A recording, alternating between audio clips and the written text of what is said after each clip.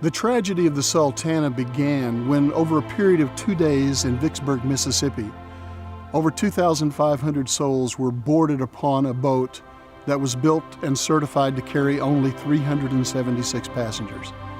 Many of these men being diseased, injured, starving from their time in prisoner of war camp at Andersonville and Cahaba.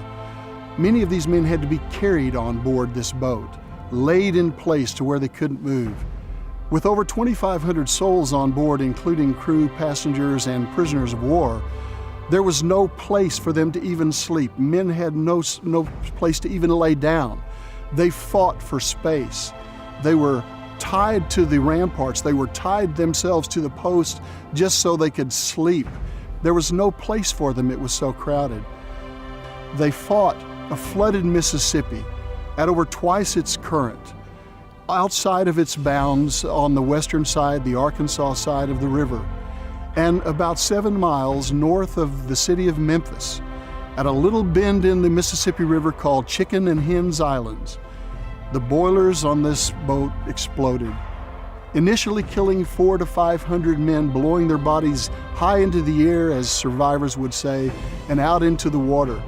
Over a matter of a couple of hours, the entire boat burned down to the waterline, and all 2,500 souls went into the flooded Mississippi River.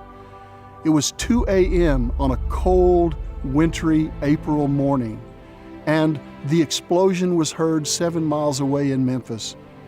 Before the night was over, within 12 hours, more than 1,800 men would perish. A few women who were on board, and 12 Sisters of Charity who were working for the Christian Commission, caring for these men, gave their lives on board that boat that night. A little over 500 people were picked up out of the water by courageous people who happened to be witness to it along the banks, saved them. These 500 passengers who'd survived the initial explosion and fire were taken to various hospitals in Memphis, where 200 more would die over the next few days from exposure or wounds that they had suffered. The story of the Sultana is one of the great tragedies of American history, much less just Civil War history. And I hope that you, by virtue of this documentary, will learn the true story of how it happened and why it should never have happened.